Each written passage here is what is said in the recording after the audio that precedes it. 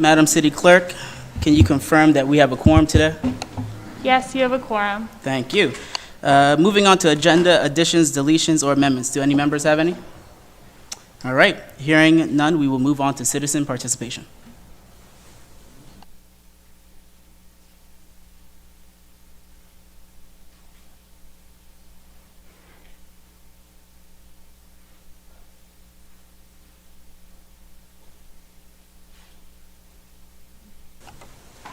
First up, Joe Puala.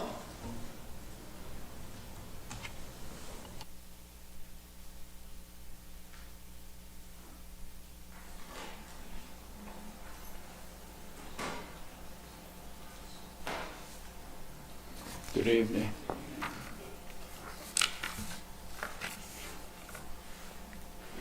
Members of the council, my name is Joe Puhala, and I have been a Bowie resident for 39 years. I am a former president of the Bowie Chamber of Commerce, a commissioner in the Bowie Boys and Girls Club, chair of the Community Advisory Committee for Bowie High School for 5 years, president of the BSR board for 3 years, and I currently volunteer at Anne Arundel Medical Center. I only mention this so that you can know that community involvement has always been and will continue to be a very important part of my life. I have seen the development of the Bowie Golf Course, the Bowie Golf Club, almost since its inception. I knew Dusty and Fred and John. My son Brian was a very good golfer. He won the county golf championship when he was a senior at Bowie High School. He looked up to Fred Ryder, Dusty Schroeds, and John Huber. He lives now in Knoxville, Tennessee, but he recently told me that they not only helped develop his golf skills, but also his development as a person. Isn't this part and parcel of what a community golf course should be all about? This course, a partnership between the City of Bowie and Bowie Golf Management, is testimony to what commitment to quality management and ensuring that the course is seen as an integral component of the community at large. I've always been impressed with the professionalism and dedication of those with the city and the management company have done to make this 40-year partnership work. I have spent over the last couple of months a good deal of time at the course to see the day-to-day operation firsthand, and I offer the following. Those who come to play are not just patrons, they are really part of the Bowie Golf family. Most know the staff and spend time talking about their own experiences, their families, etc. That says so much about how I've tried to spend my life and what I think about a golf course should be. Staff consistently work to ensure that the needs of patrons are met and exceeded. I'll give you an anecdotal example that happened recently. A gentleman came in, he had just completed his round of golf and he had lost his cell phone. And he was just very upset. He had no idea where it was on the course. And people more technology gifted than I said, well, do you have a password or whatever you have to do? We can find it. He didn't have it. They waited. He went home, brought it back. They were able to ping the phone, and it was on, I think, the 6th hole right near the tee box. And one of the staff went out with him. The phone was recovered, and he left the course happy. So it's part of the comprehensive nature about what I think should happen. And then the last thing I'll say, I came to the course the morning after the most recent violent storm. Mr. Huber was leading and heading up an integrated crisis management team response, dealing with BGE regarding the restoration of power, overseeing the cutting and removal of trees from the course and where they would be put, and then removing debris from all the greens. The entire team had come together under that leadership to get the job done. Members of the council, I have been part of the 40-year history of the Bowie Golf Club. All things considered, I believe that they have been very good years. As you weigh the decision before you tonight, I hope that 40 years from now, as the community in Bowie then looks back at what has transpired since, I trust that they and the young among you who will be still here looking back 40 years from now will be able to say that tonight you made the correct decision in choosing Emerald Golf to continue to build the partnership with the city and carry on the very excellent foundation that has been built. Thank you. Thank you so much. Next up, Joy Wolf.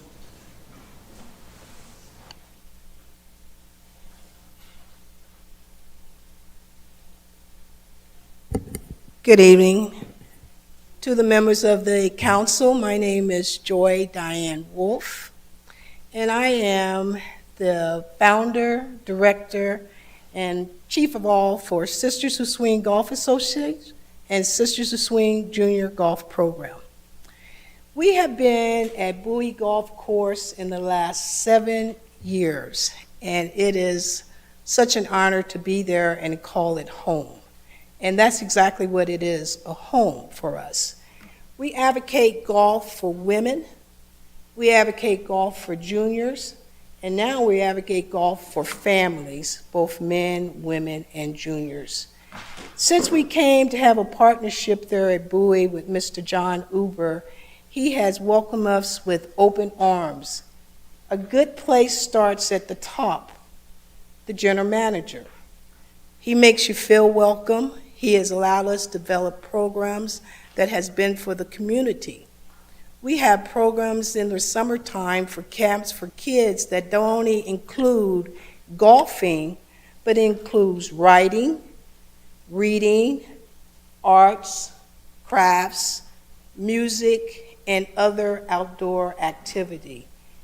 Kids become very well-rounded in our junior golf program because they use golf as a vehicle for higher education. They're not there to become golf pros. They're there to exercise what golf will be for them. Golf is with all of us for a lifetime, whether we are 16 years old, 6 years old, picking up the club, or 90 years of age. We can still play golf.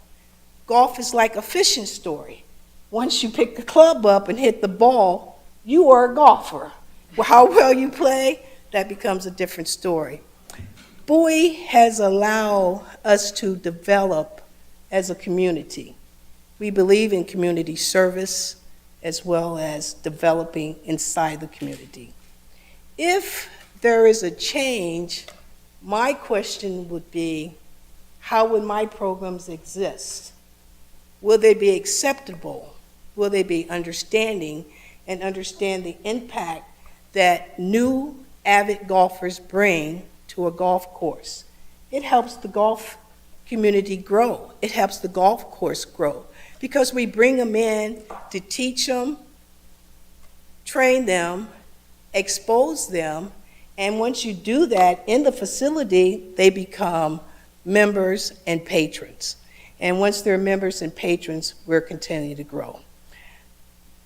I can't say enough about what we get at Bowie Golf Course. I can't say that I am afraid of what we won't have if we have a change at Bowie Golf Course. So I'm hoping that with your 40-year history and my 7-year tenure, we can maintain, and I don't have to recreate the wheel. Because right now we have such a great program. We are tripling by the year. We just came off a pandemic, and you will not believe the number of people that are now coming out and want to learn to play the game of golf. Juniors especially, it is a vehicle for higher education, and that's what we use it for. And I hope you will continue to allow us to do that in the future. This meeting is so important to everyone that I even brought my members with me. Raise your hand, ladies. This is so important to us. So we are here to support Emerald Golf, their continuation of management at Bowie Golf Course, and hope you make that your best and great decision. I thank you for the opportunity and time to speak.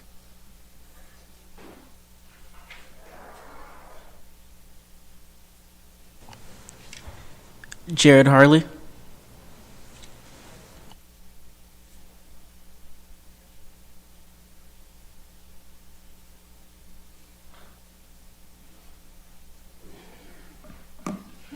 Hi, members of the council. My name is Jared Hackley, and sorry, my handwriting is really bad. Everybody knows it.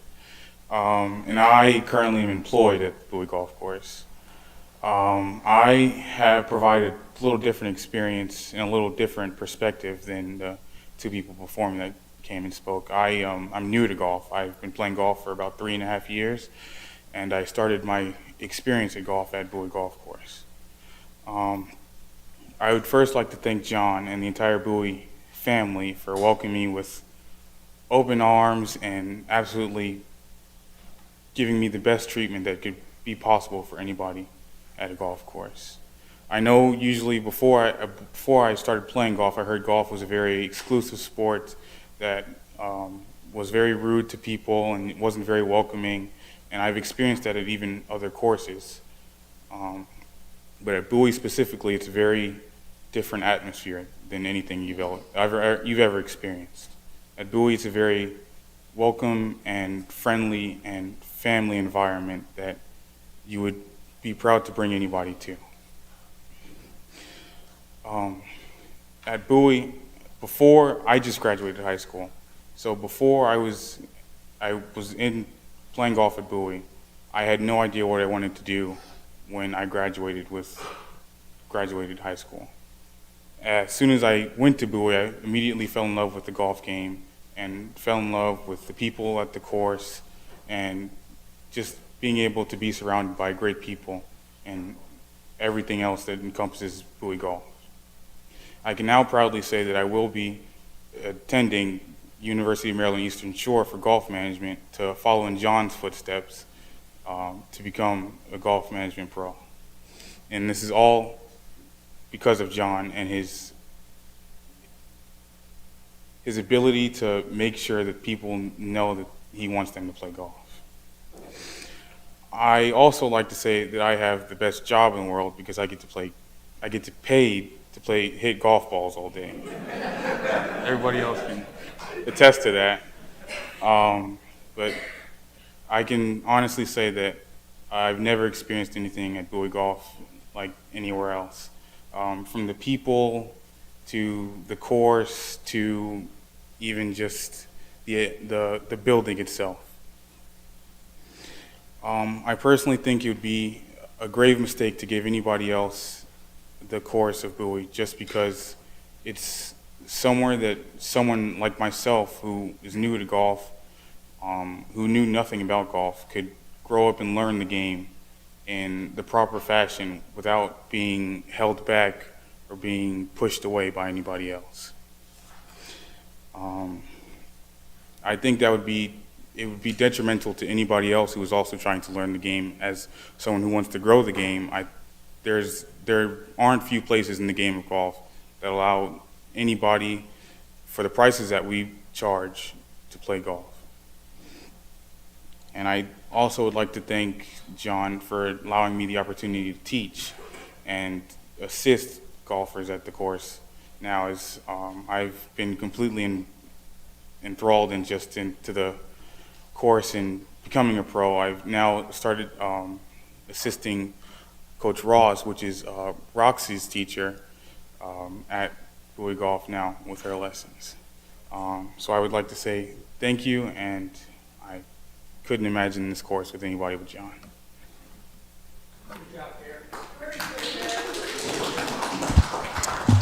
Up next, Rick Fusel. Again, apologies on the names, you guys. I don't know how to write either. Hi, my name is Rick Foster. Sorry I don't have a extensive resume like Mr. Joe and Miss Joey back there. That was incredible. But I've been a resident of Bowie since 2006, on and off. While I was serving in the Army, my wife stayed here until I finished in 2013, and then I've been here permanently since. All I know I can remember from Bowie Golf is that when I came here in 2006 for the first time, I was looking for a golf course to play. I was living close by, and I showed up and remember walking in, Dusty sitting there still, and John, and they welcomed me like I have been there forever. That's the kind of environment that Bowie kind of shows. I can seriously attest that all my closest friends right now, or my best friends right now, have come from the Bowie family, and it all starts with John. So it's kind of hard, to see that you guys got a decision to make tonight, but we're truly hoping that you made the correct one by leaving him there, because again, it all starts with him. We're all golfers. We all argue. You should see the laugh. That's just, we do it all every day. But at the end of the day, we all know that as soon as you go to John, John will handle whatever your argument may be. It may just be a ruling thing. He's like the big dad for all of us. So needless to say, it was when they were asking for support, it was easy for me to say, I'll come and speak on his behalf. So I'll keep it short. But I do hope that you guys make the right decision tonight and keep John where he needs to be.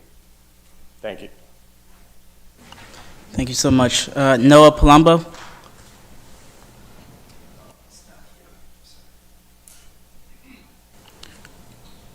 All right, Sandy Milligan.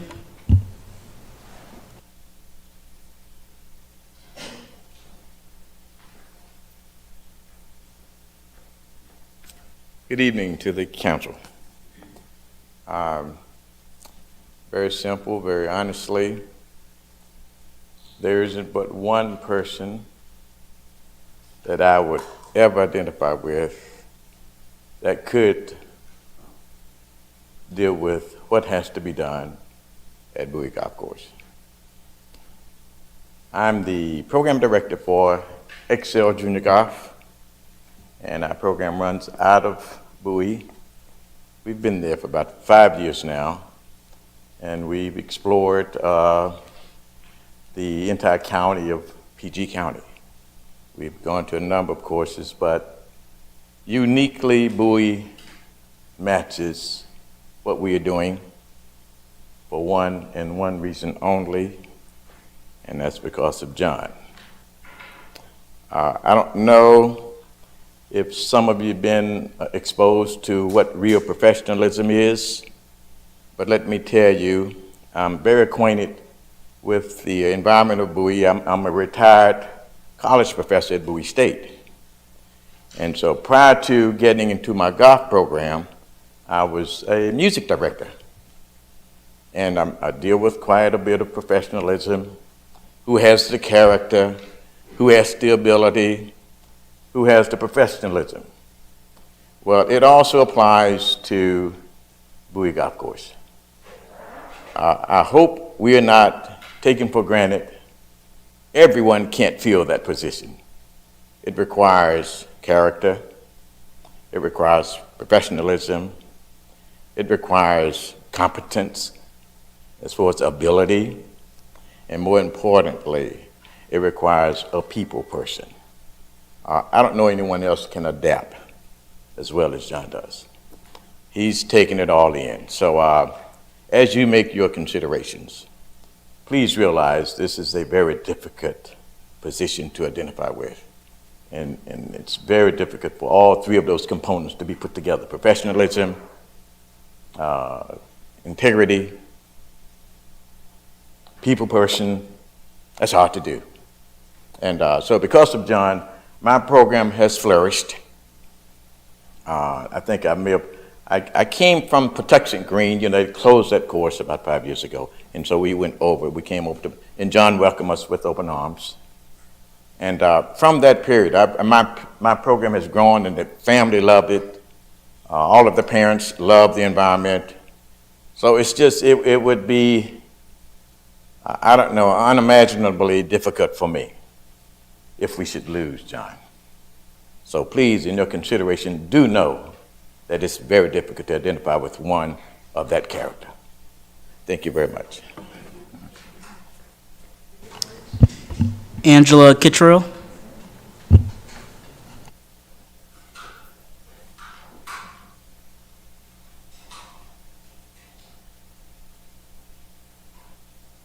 Good evening, board members. It's good to be here. My name is Reverend Dr. Angela Cottrell. I am the pastor assigned to Bowie United Methodist Church in Old Bowie. I'm relatively new in this community. It's over the past maybe 2.5 years. And over the time that I've been here, I have sought opportunities to become visible, to create good relationships in our community between our church and other entities. And I can say with surety that, and I think we all know this, that first impressions are everything. And so I was told that we had a friend at Bowie Golf Course. And so we went over to Bowie Golf Course to see if we could possibly have some types of leadership programs there, how we can incorporate our young people in playing golf on that golf course. And we were welcomed again with open arms. And there was just a spirit of welcome there, and we so appreciated it. Our church has not been involved in anything at Bowie Golf Course, so this is something new. John welcomed us, and he is willing to work with us in things that we wish to do in our community and things that we wish to bring to Bowie Golf Course. So I don't have a whole lot to say. I just want to encourage all of us that we would definitely consider, strongly consider, keeping John at that golf course, because I am a newbie and I see the impact that he has made and is making at that golf course. And so that's what I have to say. Thank you so much for hearing. Thomas Willoughby.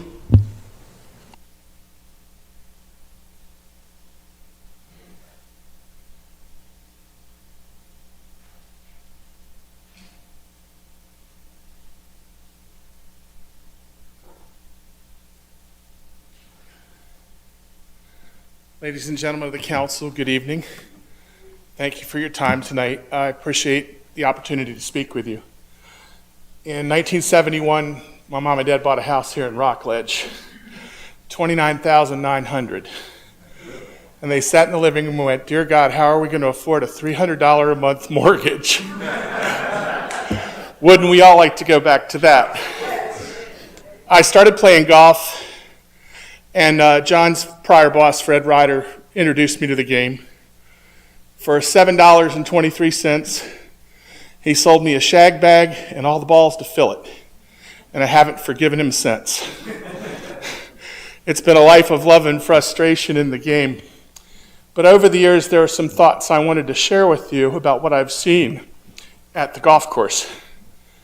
People of all jobs, all levels of income, from all nationalities and all communities, play golf up there and get along.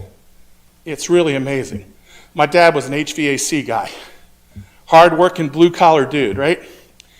And I learned some of the best golf things I learned from a carpenter, an electrician, a plumber, all right, and the guys that played up there. And it didn't matter where you came from. Everybody there was very welcoming to you. And now here we are 40 years later, and all those trees that I was taller than are now well over me. And when you drive by, the course has such a different look and a beautification to it. It's mature. And I think our community has matured in a lot of ways over those years. People can't afford to pay $70 a round to play golf a lot of places.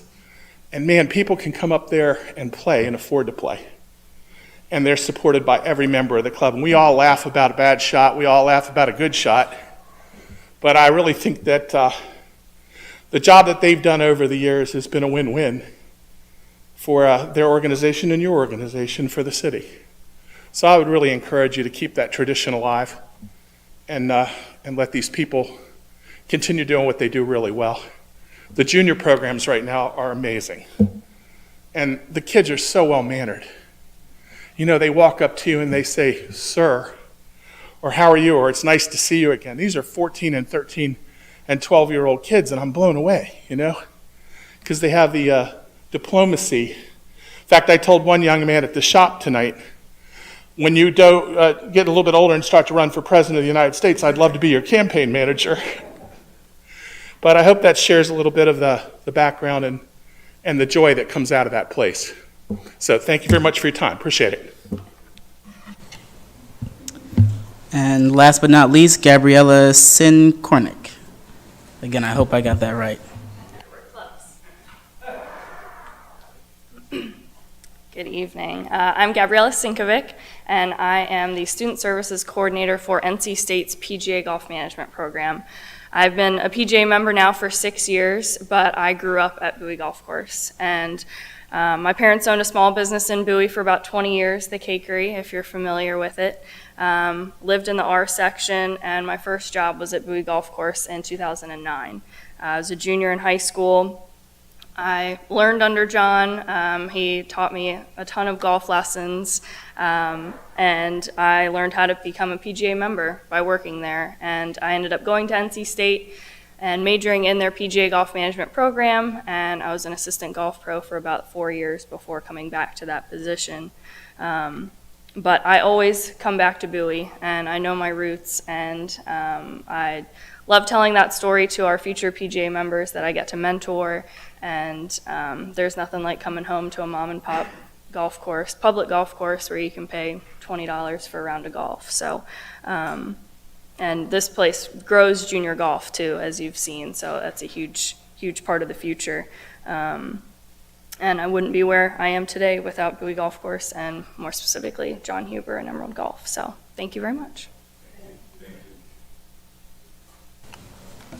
All right, that is it for citizen participation. Moving on to city boards and committees. Tonight we have the appointment of Annabelle Washington. Want to come up, Annabelle?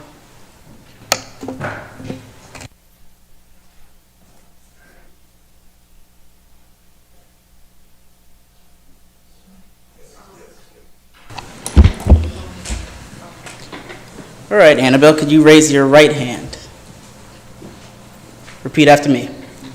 I, and state your name, Annabelle Washington, do swear or affirm that I will support the Constitution of the United States, I will support the Constitution of the United States, and that I will be faithful and bear true allegiance and that I will be faithful and bear true allegiance to the state of Maryland, to the state of Maryland, and support the Constitution and support the Constitution and laws thereof, and laws thereof, and that I will, to the best of my skill and judgment, and that I will, to the best of my skill and judgment, diligently and faithfully, without partiality or prejudice, execute the office of Bowie Youth Council Member according to the Constitution and laws of the state. Congratulations. Thank you.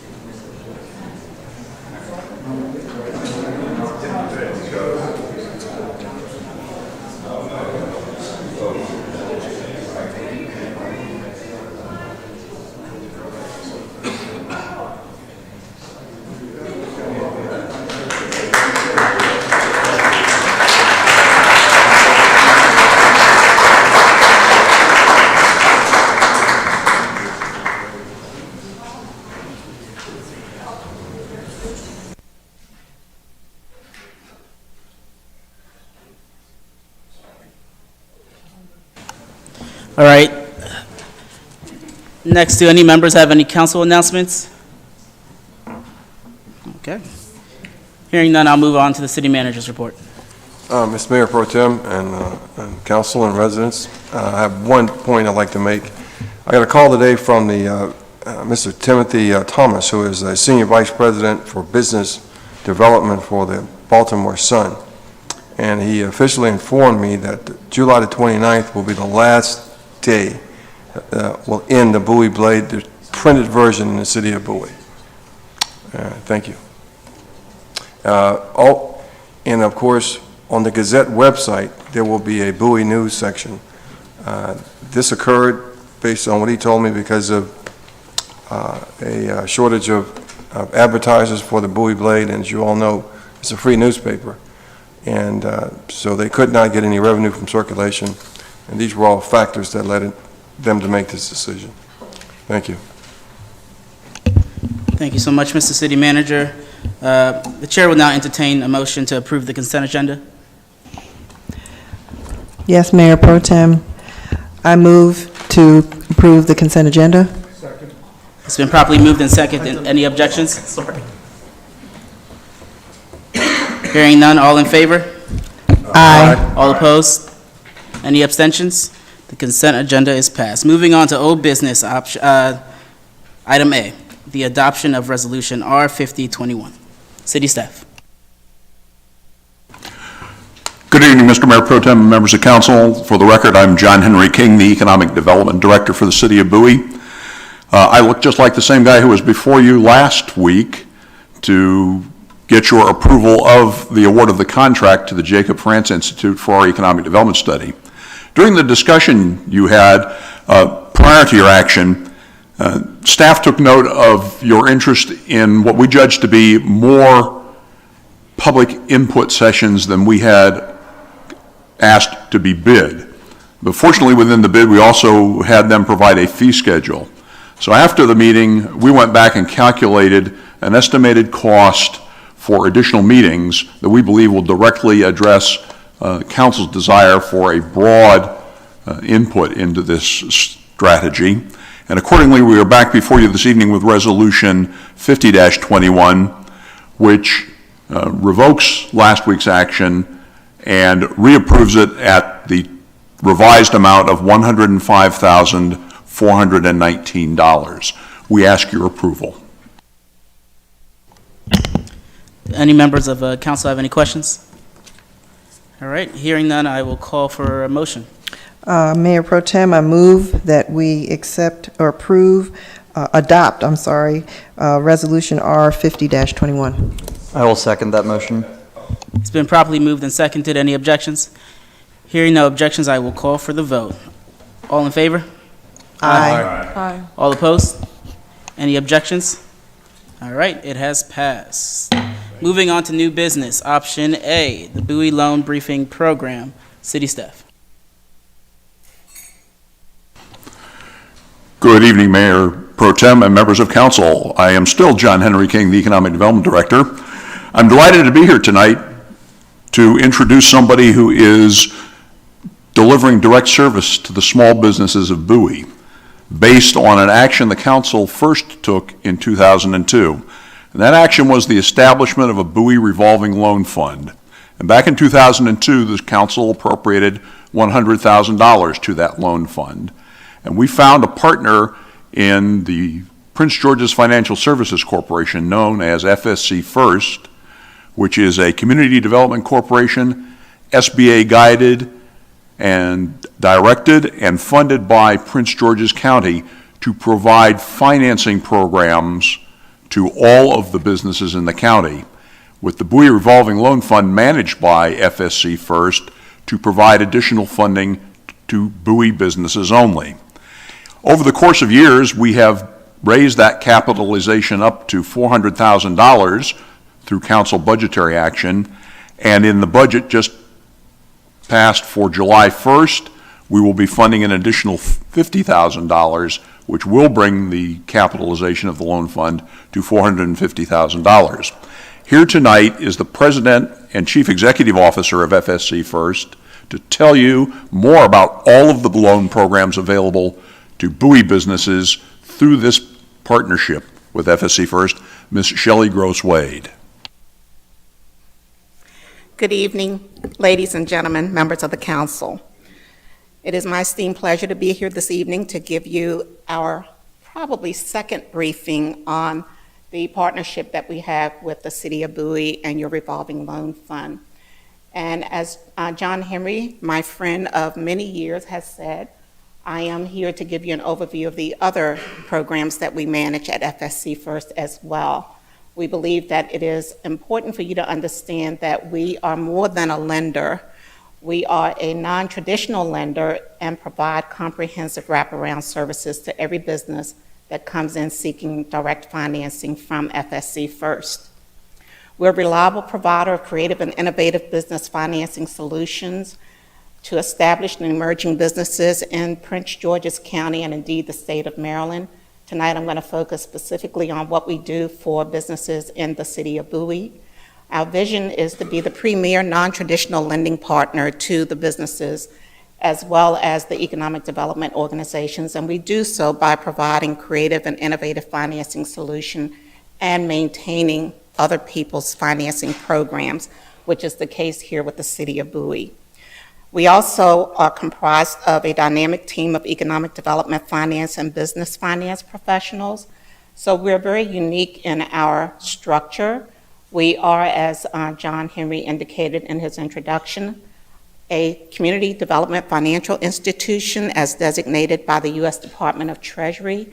That allows us to be very innovative in the deals that we structure. These deals are atypical of what you would see at a traditional bank, in that we provide very creative terms for repayment of the debt. In addition to that, our capabilities are broad in that we represent and bring to these businesses many resources that they wouldn't otherwise have direct access to. Many of the businesses don't even realize that they need these services until they encounter a very favorable experience with FSC First. Next slide, please. We are designated as an SBA certified development company, which means we're authorized to process commercial real estate transactions anywhere in the state of Maryland. In addition to that, in our CDFI designation, we're not confined to how we structure these loans, and we customize each loan to be germane to the product or the business that we're working with. We use other people's money to leverage the money that we lend from the city of Bowie. We have currently under management 12 distinct loan programs. Our goal is to ensure that we're the one-stop shop for businesses that are seeking non-traditional business financing. And so one would say, well, what's non-traditional? Non-traditional is when you've approached a traditional lender and they give you an excuse as to why they cannot lend to you. But a non-traditional lender is one who seeks a reason to say yes. And so we evaluate the lending requests with very different factors, one of which is this business already an investor in the local community? Are they a good community steward? Are they providing jobs for our local residents? Are they fulfilling a niche in the marketplace with their product or service? Are they providing a complementary service to an existing business that we want to remain in that community? Or are they fulfilling a public policy goal and objective that you as the city of Bowie would have or Prince George's County has identified as its priorities? Primarily to build the tax base, but more importantly to ensure that every resident in the city of Bowie and or Prince George's County has access to a job in their community. We're very resourceful in bringing tools to the table. We're very qualified to do what we do. We are one of 400 CDFIs in the country that are African American led, which means as well that we're very much focused on ensuring that low and moderate income business owners gain access to these resources. Again, we serve as a loan administrator and a fund manager. Next slide, please. In FY21, I'm going to let you read this at your leisure, but basically the numbers on the bottom show you what we accomplished in FY20. The numbers in the middle reflect what our projections were for FY21, and the numbers on the top are the numbers that we actually accomplished through May of 2021. As you can see, we didn't meet our goal in many of those categories because of the impact that we're still realizing with COVID. However, you've heard me say that we are more than a lender. We are also a grant provider. And as a result of COVID, we've been thrusted into becoming a grant writer and a grant maker for these same businesses, the smaller minority businesses in Prince George's County in the city of Bowie. But before we move to the next slide, I want to bring to your attention applications approved in FY21, $3.5 million. Applications closed and funded, $3.4 million, leveraging $5.4 million in private dollars or other people's money that we've been able to attract to help these businesses that we funded. Next slide, please. Our COVID-19 initiatives came out of a point of necessity. Prince George's County, as you know, was hard hit by COVID-19. Our businesses, it became very obvious early on that our businesses were not going to make it without some additional support. As a result of state, federal, and local dollars, we were able to create 7 new grant programs. Those grant programs brought together, next slide please, $37 million that we provided in grants to 1,759 small and minority-owned businesses in Prince George's County. And that was across 5 or 6 grant programs. The one program that is not reflected on your slide, and I'll make sure you get an updated version, is the Video Lottery Terminal Fund. Those grants we had to put on the street in 30 days. They came from the state of Maryland, and we funded another $1.2 million, bringing the total to $38.2 million, and another 14 businesses that were impacted. I would be remiss if I didn't share with you that we couldn't do this alone. It took a great deal of heavy lifting with strategic partners, and one of which we collaborate with on almost every program that we administer is the Prince George's County Economic Development Corporation. And so they assist us with marketing these grant dollars and vetting the businesses to ensure that the grants are going to deserving businesses that have the greatest probability for sustainability and have the ability to pivot to a new business model as they grow through COVID-19 and recover. In addition to that, I would also share on the next slide that we stand here today with lending capacity in excess of $30 million. Several of the programs that we manage do not have a lending allocation. They're simply lending authority. Those are the SBA 504 real estate program. The maximum loan we could make under that program is $5.5 million.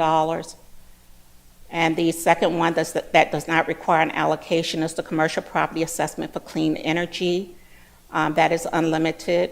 All the others do have an allocation, and we try as hard as we can to market those programs, but they're positioned there to demonstrate to you that any one of them can be used in conjunction with the City of Bowie Revolving Loan Fund, and they play very well together.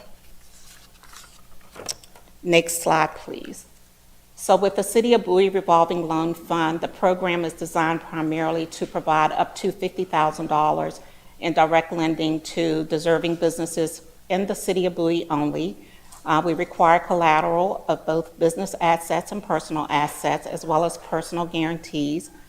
The loans will be termed out at 2 to 10 years. I want to bring to your attention a noted exception on slide 8, in that AM in preschool is actually your Goddard School, and we actually funded $100,000 to them. They were one of our early loan applications, and we were pleased to do so because of the amount of equity that they brought to the table, and that gives you a good example of how we intend to leverage other people's money, including the business owners' equity that they bring to the table. Another recent transaction is Salon 809, a woman-owned business, and Sky High Sports. I'm sure you're all familiar with that one right here in Bowie Town Center. Those are the 3 loans that are active in our portfolio at this time. We also have 1 loan that is in default in our portfolio, and we're in liquidation with them at this time. I'm pleased to say that in the history, in my 20-some years of being the head of this organization, we have been very successful in recovery efforts. And so we lose very little in dollars, and we make sure that that is the case when we analyze and underwrite these deals early on. I think we can also tout to our benefit that FSC First provides wraparound services. So unlike a traditional lender who does portfolio management, we do not leave our customers and only call on them once a year to collect financial statements. We have a very personal relationship with every single borrower to ensure that we understand the ebbs and flows in their business, and we can be at the ready to provide them with whatever relief they need. And that may include deferring principal and interest payments for a number of months to ensure that they have an opportunity to turn around their operations and be successful. We have had many of your businesses graduate from this program as well, and one that comes to my mind immediately is the Bowie Town Grill. That was the very first loan that we made out of this program, and it was a very successful borrower in the portfolio. And there are others that escape me at this time, but I can give you a list of those, or I'm sure John Henry King can provide that information if you're interested in it. In conclusion, I'd just like to say publicly that I thank John Henry King, your Economic Development Director, for always being at the ready to help us understand if a client is in fact a priority to the city of Bowie, if the business is or the location is. He's always at the ready to answer those questions. He has served as a very active member of our board of directors and in fact served as our chairman of the board. And that helps us to influence the direction that we're going in with our credit criteria and things of that nature. And I also would be remiss if I did not thank the city of Bowie for your support of the Bowie BIC, because we rely on them for technical assistance as well. So if there's ever any question as to whether or not we know the city of Bowie, we know the city of Bowie very well. And we know what resources are here. We jointly market these programs, and so at this time, I'm grateful for the opportunity just to come and give you a briefing and say, send us more. We're here to help, and we're pleased to do that. We absolutely could not do this without our strategic partnerships, and that includes your confidence in us that you've demonstrated over the years. So thank you very much. And if I may answer any questions, I'm happy to do so. Well, let me just say, Ms. Shelley Gross-Wade, that as a son of a small business owner who used to be here in the city of Bowie, and as somebody who represents a lot of small businesses in my district, the work that you guys did during this pandemic, I mean, is sustaining a lot of what we see in the city of Bowie. So I think you guys deserve a round of applause. Thank you. Thank you. We appreciate that. It definitely pushed us to a different level, for sure. Do any members have any questions? Yes. Quick question. When we have somebody who's in default, what is the cost and the process for you guys? How long does it take you to resolve typically? It depends. If they're cooperative, we will continue to work with them, so we don't put a deadline on, it has to be out of the portfolio in 90 days. Unlike a traditional lender, if it's 90 days delinquent, then it's in default, and so therefore we move to liquidation. We continue to work with the client to find out if there's some way that they can recover. And if they can't, we activate the personal guarantee, which means in most cases they go back to work to become gainfully employed. They're no longer an entrepreneur. They've accepted a job, and so we become another creditor that they're obligated to pay. In addition to that, we will liquidate whatever assets that they've pledged. In most cases, we're taking secondary homes or investment properties as collateral. And we are also very patient, and we will wait it out until the time is right. There's increased equity in the home or something of that nature. So we're not quick to pull the plug. I mean, we will work with them as long as we see them cooperating with us. And most of that work's done in-house for you guys? Most of it is done at our expense. We do not bill the city for that. It is not done in-house. We outsource it to a professional law firm that does SBA liquidations. Excellent. Thank you. And we also have a commercial liquidator on our board of directors. So we get it right most of the time. You get it covered. Yeah. Excellent. Thank you so much. I appreciate it. You. Thank you. All right, moving on to new business item B, the Bowie Golf Course. I'll yield to city staff. Thank you, Mayor Pro Tem, City Council. I'm Daniel MEARS, Assistant City Manager with the City of Bowie. So the city has leased its golf course to Bowie Golf Management for the past 40 years.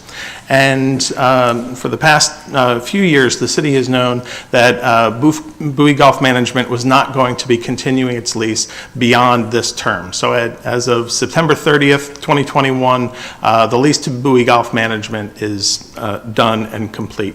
Because of this, the city has undertaken its effort to seek proposals for the continuation and the management of the Bowie Golf Course.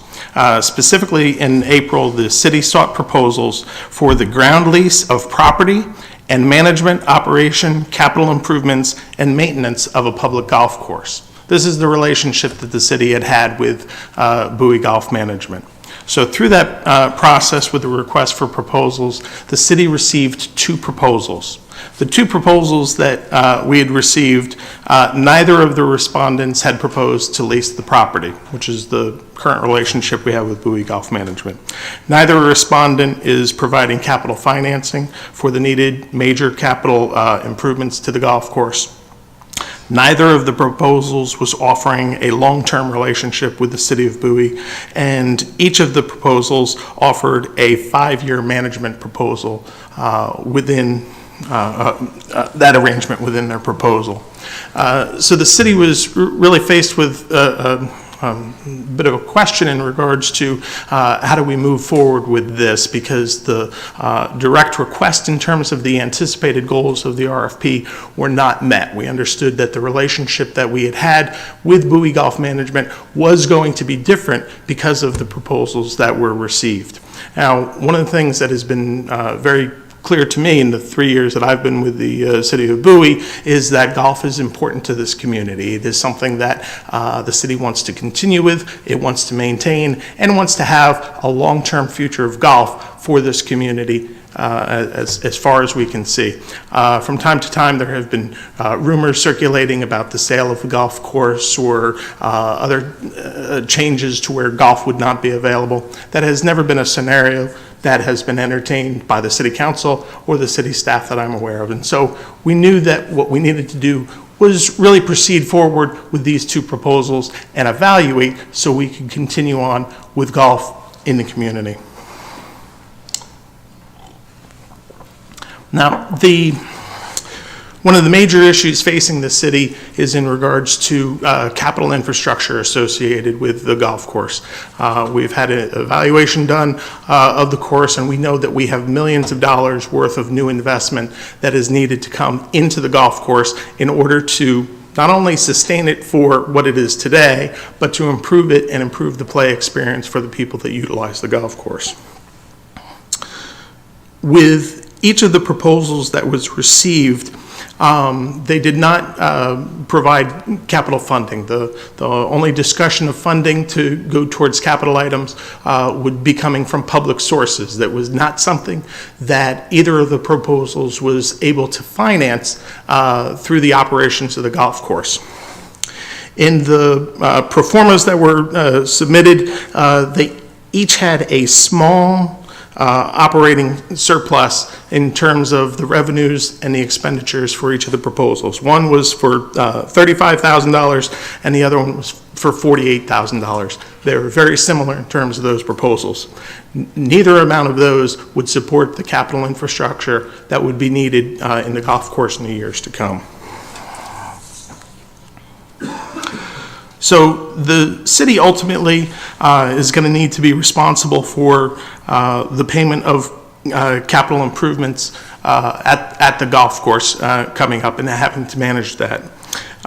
With the 2 proposals that were submitted, there was a clear difference in terms of the approach of the financials associated with the proposals. The one that was submitted from Emerald was really kind of self-contained. The revenues from the golf course and the expenditures for the golf course would all be contained within the Emerald Golf Management proposal. The proposal from Indigo Golf Partners was more one that was done under a management fee. There was a management fee that would be charged to the city of Bowie, and the city of Bowie would both bear the expenses and also benefit from the profits associated with the golf course if they were to come. And as it was projected in their proposal, the first year proposal was for $48,000 in regards to that. One of the things that I think it's important to note in regards to the proposal, we've heard over the past year, we've heard even tonight, a lot of people talking about their experience with the day-to-day staff that they interact with at the golf course. And there was mention of some of the owners of Bowie Golf Management. A number of those individuals have passed away over the years, but the other owners are leaving the business. And they are not the people that have had that day-to-day interface with the people of our community at the golf course. Whichever proposal is accepted for the management of the golf course, that management company is going to need to hire the day-to-day staff to continue on with the proposal. And the expectation that was conveyed to us is that the day-to-day staff that is there today would be interviewed and have the opportunity to continue on at Bowie Golf, at the Bowie Golf Course, regardless of which proposal is presented.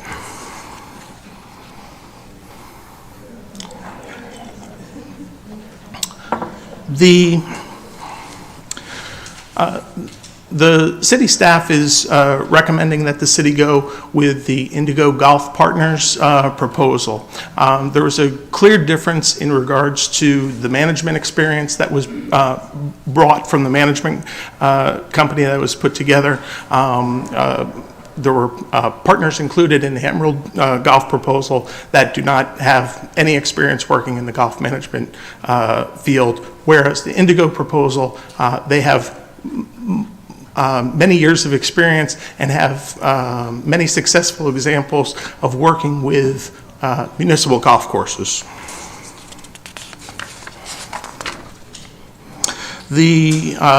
Another distinguishing factor for the city staff is in regards to the management of the capital items that are necessary for going on in the future.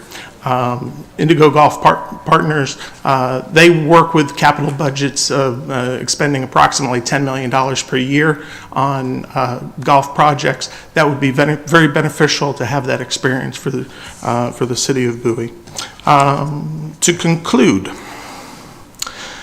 staff would like to recommend that the city of Bowie negotiate a management agreement with Indigo Golf Partners, and we request that the city council make a motion to direct the city manager to negotiate a golf management agreement with Indigo Golf Partners for a term and a rate not to exceed those included in the Indigo proposal.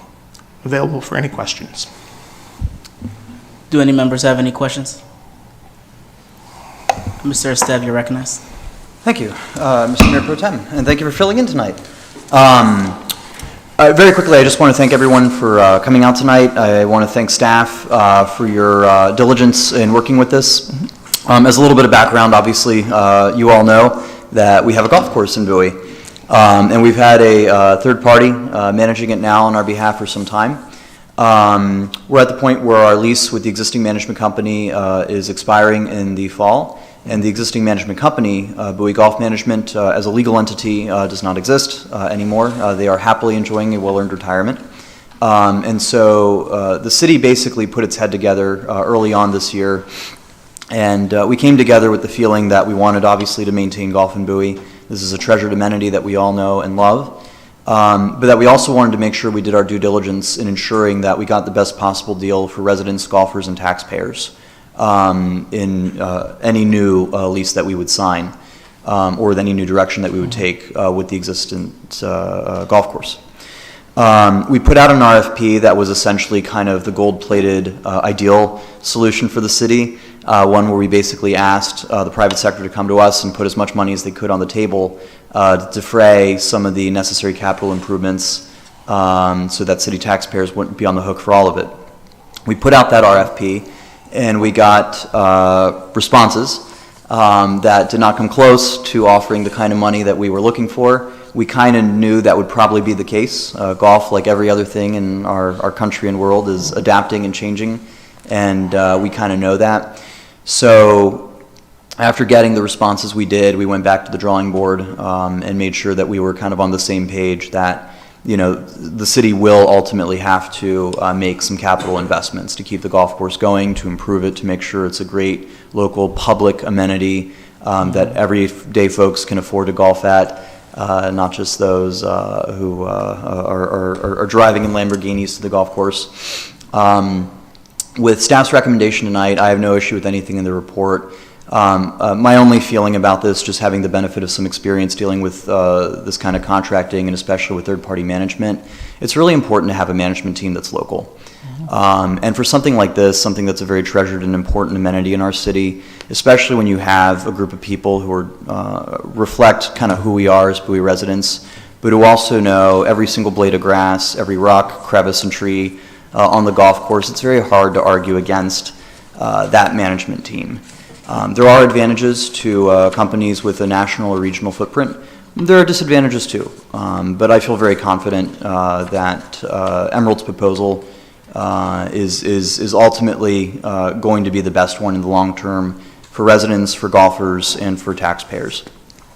With that being said, I don't really have any questions for staff. I can tell we have a lot of golfers in the room because you guys have been very quiet tonight and very polite.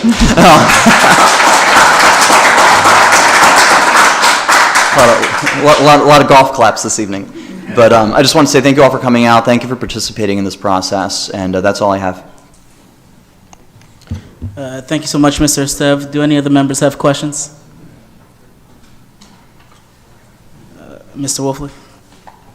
Just a couple of quick comments and expand perhaps unnecessarily on some of the comments that my colleague has made. We were hoping that we would get into an arrangement where, similar to what we'd had originally, this facility is one of the, I dare say it's the only amenity that has actually paid for itself over the course of time. In terms of the bonds that were used to acquire the property were then paid in full through the arrangements for, or through the arrangements we had with Bowie Golf, and we were very, very fortunate in essence to have that piece of property. It kept it out of development hands and it provided an amenity. I played there from time to time a while ago. I haven't played in quite some time, but I did go out recently, maybe about 3 weeks ago, and saw the condition of the course, the cart paths, you know, the fairways. I frankly don't hit those very often, but you know, by driving by them, I could see that they were they seemed to be in decent shape. But the reality is there is a significant need for improvements to the infrastructure there, and I was hoping that the RFP would yield something akin to what we had seen before, which would be a meaningful influx of capital in the millions, and that clearly has not happened. Was there any indication, just in the preliminary discussions with folks when they were doing their site visits, that there was any kind of ongoing similar relationships elsewhere? Obviously, we did not get any responses to that nature.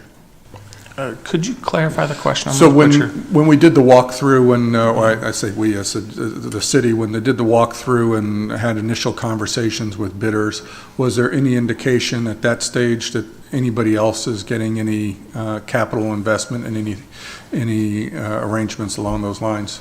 We didn't have any conversations in that regard.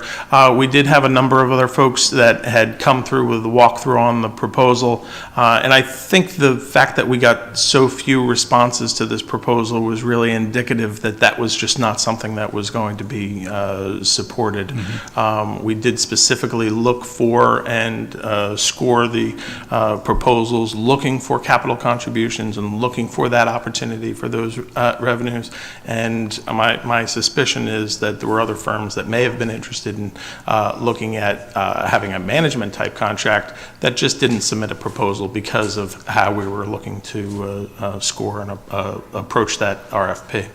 Yeah, and with that being the case, I feel pretty confident that that option is pretty much out the window, and I guess those days have passed in the golfing world, which I think leaves us with two options, the first of which is to pursue an arrangement, which we're discussing this evening, and I guess in a worst-case scenario, if a suitable arrangement can't be negotiated, we could, do this in-house ourselves.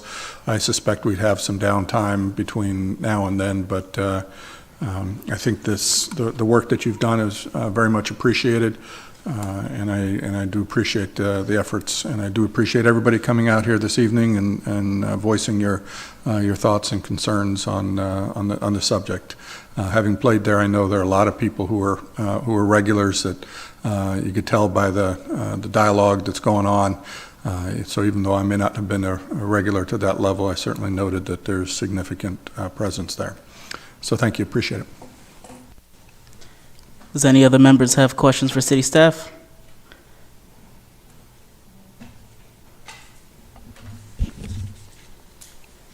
Councilwoman Ndebimadu. Yeah, I've got to, first of all, I just want to thank all of the supporters that have come out this evening, because I know that, one, it's a late Monday night, and if you were on the golf course like I was earlier, it was hot as hell today. So thank you so much for coming out tonight. As somebody who plays at the Bowie Golf Course regularly and honestly almost 2 times a week, I think that we can all understand, and all of my colleagues up here understand, how important golf is as an amenity to the city. It's a very important sport, and I know that some people may not understand that because they don't necessarily play golf. And for myself, it's been a privilege as a Black woman who wasn't necessarily kind of introduced to golf as a younger child. I know how valuable that amenity is to many of the families here in the city of Bowie, especially with it being affordable and especially with it being accessible to the community. I often go there on weekdays, and I turn to Ross, who is my coach, and I'm like, wow, you guys are packed today. Like, what's going on down here? And he's like, nothing, it's just everyone playing golf. So I really do appreciate the support that you continue to drive in the community for the golf course. It's really remarkable to see how wonderfully packed and used the amenity is. I do have a couple questions for staff, only because I am a very, very business-oriented person. So in order to really make sound decisions, there are certain clarifications I need to understand. So I'm looking at the memorandum that staff put out. In the lease structure section is where my first question is about to come from. Currently, in the first paragraph, you kind of outlined that Indigo was charging a management fee of $7,500 per month plus any negotiated incentive. And it seems like in the second paragraph, what was being outlined was that Emerald didn't necessarily provide what that compensated management fee would be. Is that accurate? That is accurate. It was difficult in the Emerald proposal to identify exactly what the revenue perspective was associated with it. By diving into the pro forma and included in that, there is actually a management fee that is included within their proposal, and that is specifically called out at $25,000 over a year compared to the management fee of Indigo of $90,000. On the face, it sounds like the Indigo is the more expensive proposal for the city in that regard. It's actually not the case. The Emerald proposal is the more expensive proposal for the city because of the operating revenue that I had mentioned before. There's operating revenue of approximately $35,000 associated with the Emerald proposal. That operating revenue from what was presented in the proposal would stay with the company. So that would stay with Emerald, so they have an additional $35,000 staying within the company for that, in addition to the management fee that they outlined. Compare that to the Indigo proposal, where there was $48,000 in revenue that would come back to the city. That actually makes the Indigo proposal small, but more financially viable to the city of Bowie. Okay, thank you for that question. I think the second question I have is coming from the financial section. It says the certainty of the project funding, including the construction and things of that sort. Can you just give just a little bit of insight of, from a capital improvement perspective, How do you foresee the city essentially working with either one of these companies to manage that process? Because from what it looks like and the way that it's written, it seems like both companies are willing to manage that process of the improvements, but what do you see that working relationship look like compared to the both of the proposals? For the city staff, this was a clear difference in regards to the two proposals. The Emerald proposal had listed out a few capital projects that have occurred over the past 20 years. The majority of them happened quite a long time ago, and they were not very large in scale in terms of the management of those proposals.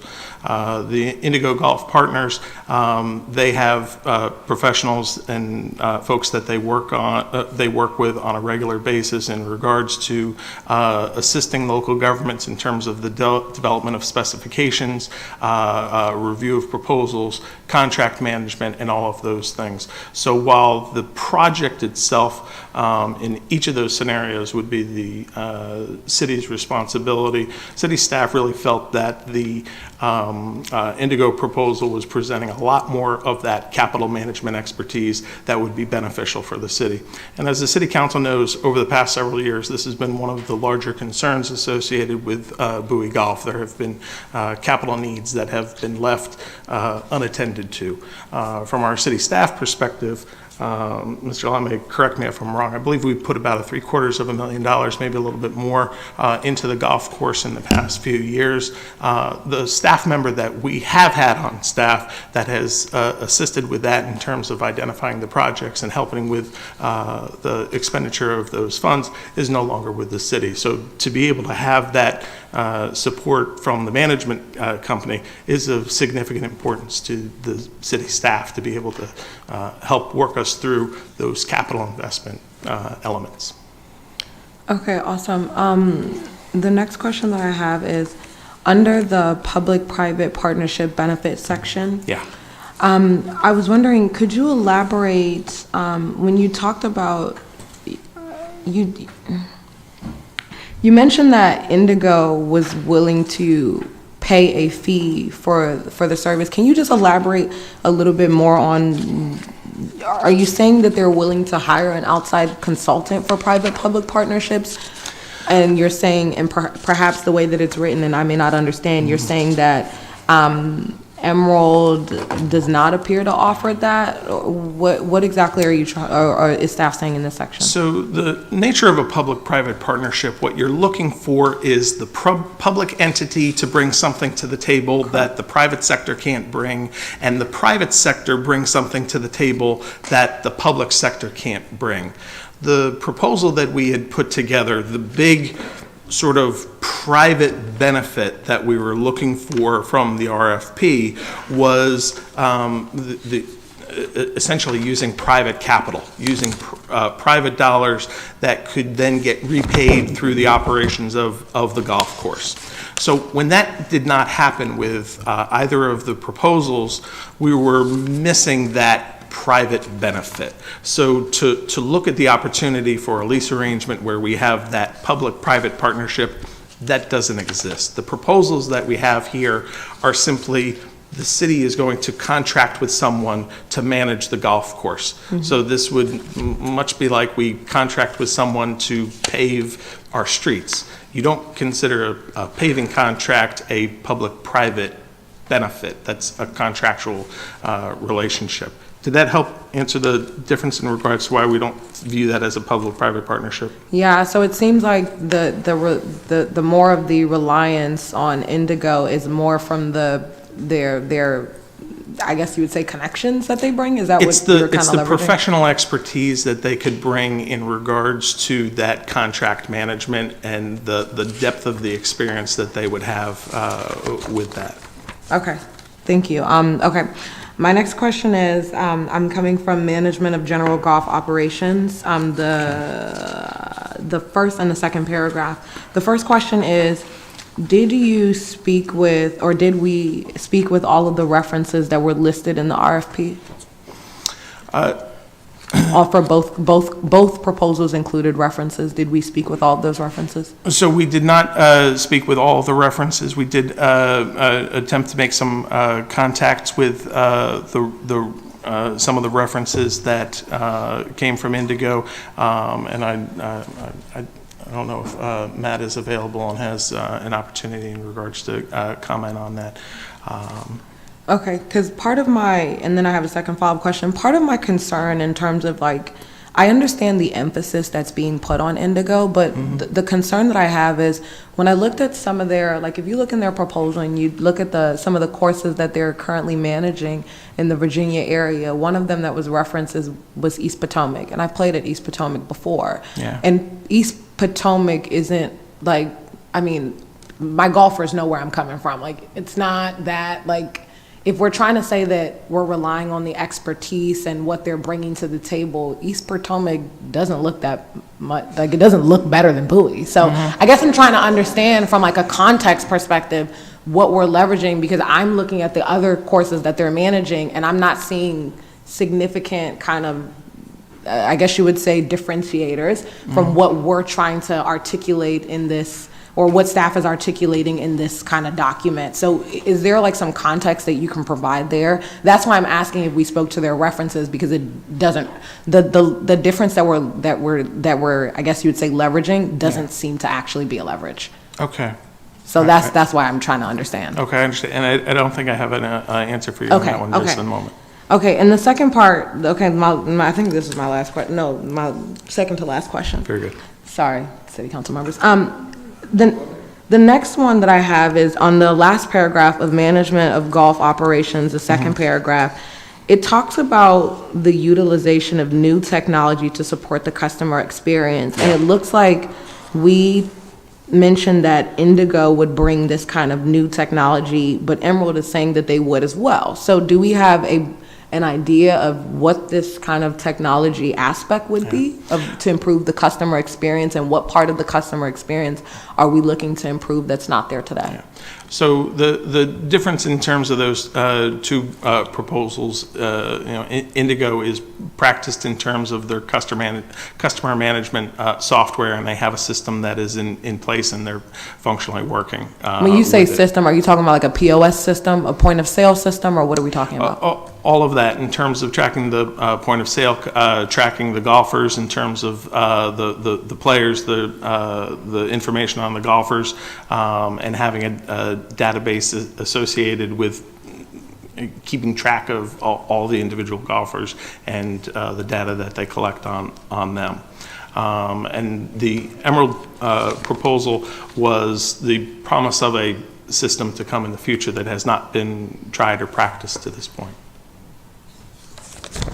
Okay, okay.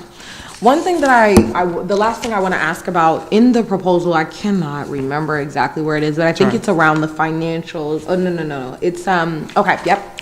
So I'm coming from the second page under Emerald findings, under the last paragraph. Okay. And I'm not here to say that staff is incorrect. I would like to understand where that kind of, the background around that last paragraph, because to my understanding, that is incorrect.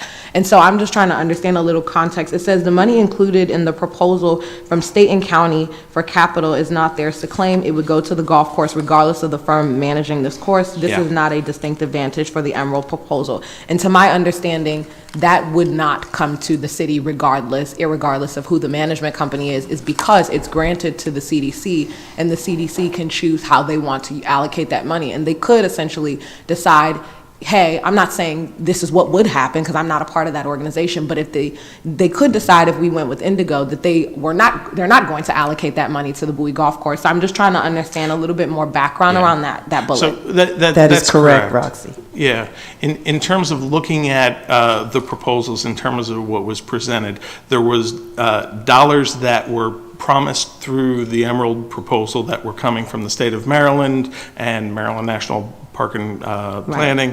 The calculation of the numbers was a bit hard to follow within that. However, knowing that the dollars are going towards the Community Development Corporation, that is not Emerald. They do not have control of those dollars and the ability to spend those dollars. It is a city asset, and if the CDC desires for those public dollars to come to the golf course, the proposal, whether that be Emerald or Indigo, shouldn't matter. Okay, I see, I completely understand where you're coming from on that bullet, and I see what you're kind of drawing a distinction to. If it was private dollars that they had secured from a financial institution that was going to Emerald, they would have established themselves a distinct advantage in regards to having brought capital. But it is public dollars going to a separate entity. Yeah, I think the only thing that I'll add to that is just, and I'm just speaking from my perspective and my understanding is that part of, I'm not going to say that Emerald may have not been a part of lobbying for that money. I'm not going to speak on them because I don't work there. But what I will say is I think part of the intent of how that money was allocated and how it was even awarded to that CDC had to do with the intent of John being associated with that, or the support of John being a continuation of the manager of the golf course or being involved in the operation. Okay. So that is my understanding. However, I'm not going to say that you should speak to that because maybe that might not be your understanding. But I just kind of wanted to draw that clear distinction for the audience and also the community that's here, because that's just my understanding. In speaking with certain members of the delegation and certain members of the CDC, you know, that's just my understanding a little bit more. But if somebody wants to speak to that, please feel free. But I think, you know, what I was really just trying to understand is really, in my line of questioning, just to explain for the audience, was really what the clear advantage was over Indigo that the staff was recommending over Emerald. And I don't know that I really see what that clear advantage is today, besides what you're saying is the experience. And just off of my experience playing on their courses that they operate in the Virginia area, I don't necessarily see the clear advantage. So I just wanted to understand that a little bit more. But thank you, Mayor Pro Tem. Councilwoman Harrison. Thank you, Mayor Pro Tem. My quick question is for Indigo. Do they have a minority partner? There was not a minority partner that I recall presented in the proposal. Okay, and as far as Emerald is concerned, what does their board look like? Is it diverse?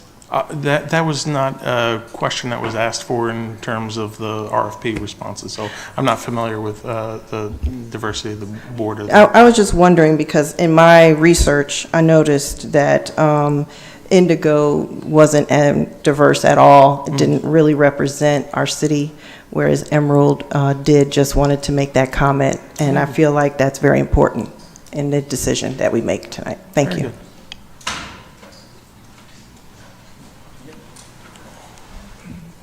Do any more members have any questions for city staff?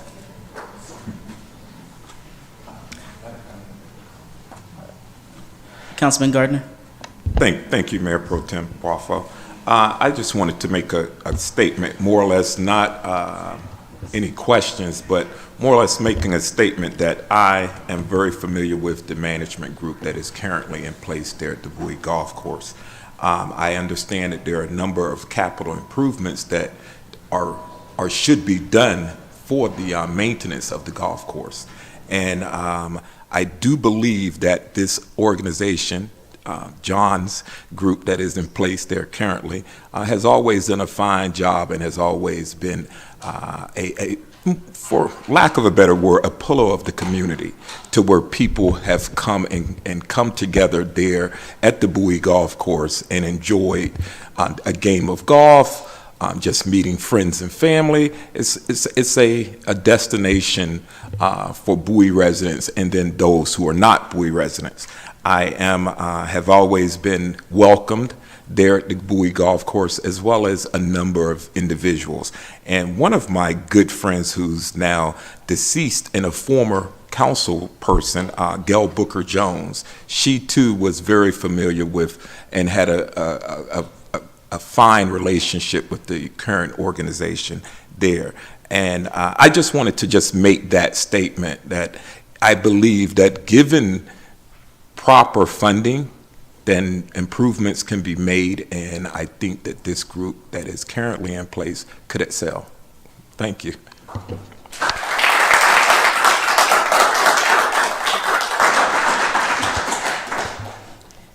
Thank you so much, Councilman. The chair will now entertain a motion. Mr. Mayor Pro Tem, I'll make a motion. You've been recognized. So So I'm prepared to move forward this evening with Emerald. I understand that a plurality of my colleagues do have questions for staff pertaining to details of contract negotiations as it pertains to this process. Based on my conversations with my colleagues, it sounds like we want to do as soon as possible, as a matter of fairness to the applicants and to the golfers and residents, a special meeting this week where we will move into closed session to be able to talk freely about contract details with staff prior to formally awarding a contract. Do I get that sense from my colleagues that that's where plurality are? Okay. I'd like to then make that motion that that meeting take place tomorrow night at 8 p.m. Second. Been properly moved and seconded. Any objections? Staff, for the record, do you guys need that motion again? We're good? All right. We're all set. All in favor? Nope. Hearing any objections? All right. Hearing none, we'll call for the vote. The chair is going to call this as a roll call vote. City Clerk? Mayor Pro Tem BOAFO, Aye. Councilmember ESTEVE, Aye. Councilmember Wolfley, Aye. Councilmember Gardner, Aye. Councilmember Harrison, Aye. Councilmember Endemamadu. Aye. The motion has 6-0. passed.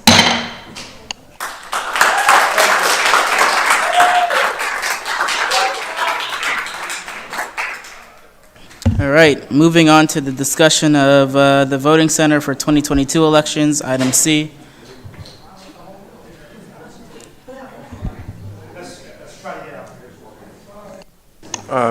Mayor Pro Tem, that was placed on the, I think you requested it be placed on the agenda. We're prepared to discuss the circumstances, whatever they are. Sounds good. We'll wait for the majority of folks to leave before we have our discussion here.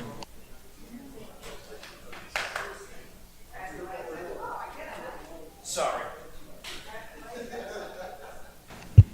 All right. So, Mr. City Manager and Mr. MEARS, I put this on the agenda for a myriad of reasons. The first being I was reached out to by the county, specifically some senior folks at the Board of Elections, who said that they're in the process of moving our voting center out of the city of Bowie.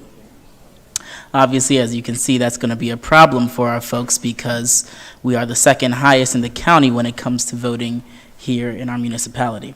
So I kind of wanted to get some background from you guys. I mean, I know we had this discussion probably in our second or third meeting as a new council, but wanted to get some background as to where you view the conversations.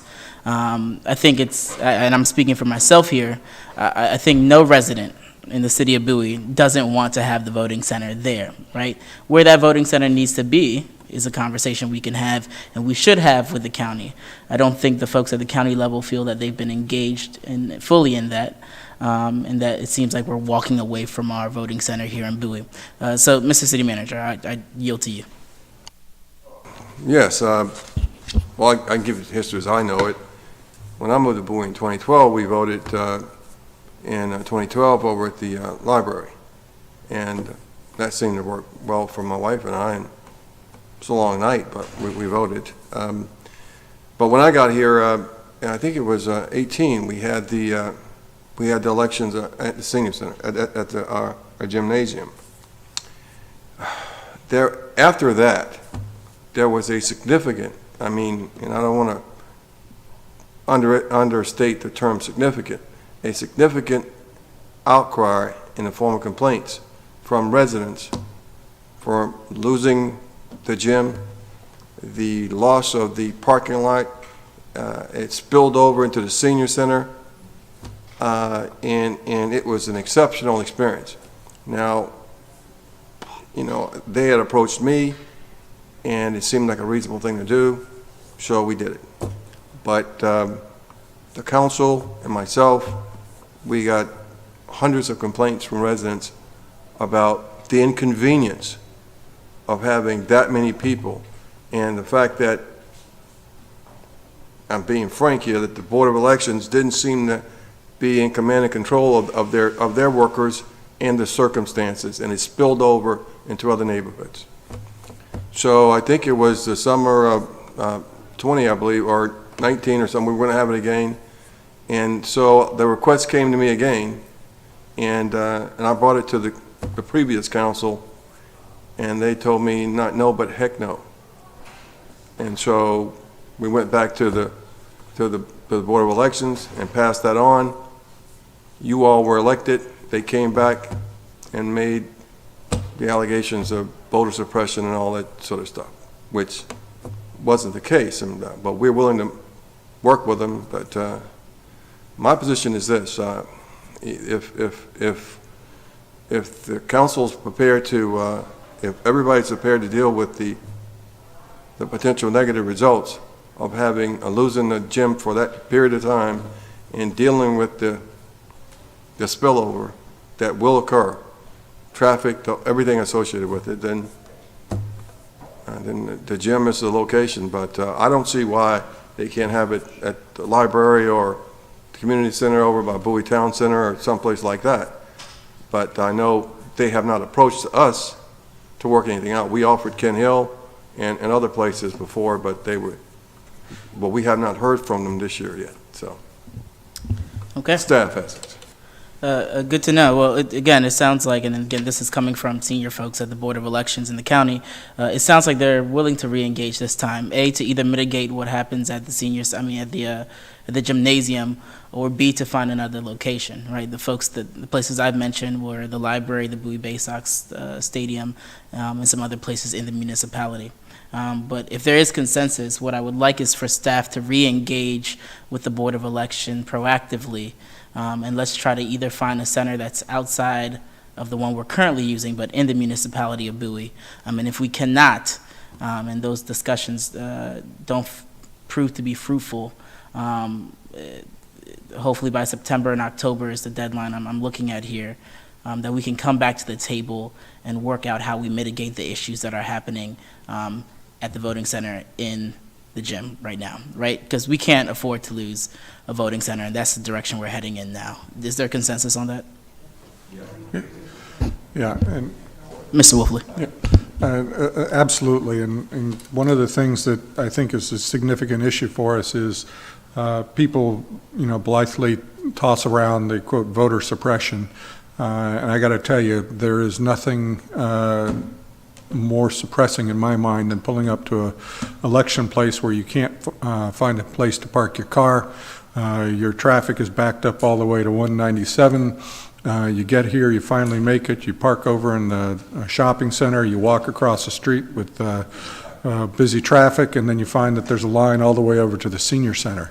That, by my interpretation, is voter suppression. And it's not something that's should be acceptable or tenable in our community. We deserve better. We have a significant number of people who come through this area that from the entire region, for the entire county. It's open to voting for all precincts, and they can choose their location. So we really don't have an ability to kind of narrow down who can vote there. And that's early voting. That's just the nature of it. But it's clear, as Mayor Pro Tem mentioned earlier, I've advocated for other locations. Certainly the Bay Sox Stadium, and that's a Prince George's County property. It seems to me they ought to be in a position to work with them, and if staff has got some contacts there, that maybe we can help grease the skids if they're not in the know at the Board of Elections. Same thing maybe over at the Sears property. There's a ton of empty parking over there and a really big empty building.